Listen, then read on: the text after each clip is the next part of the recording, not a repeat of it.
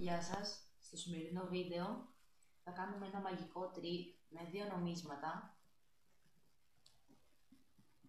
Θα προσπαθήσω να κάνω αυτό εδώ το πράγμα, έτσι, και να πάρω το νόμισμα και να το στείλω εκεί πέρα. Πάμε.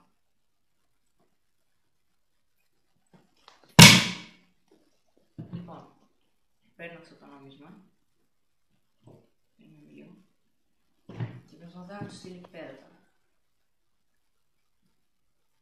Και εγώ τη βλέπετε ότι το έστειλα. Λοιπόν, η λύση αυτού του τρίκ είναι, κοιτάξτε λίγο. Κάνεις έτσι και την ώρα που τα κλείνεις, πετάς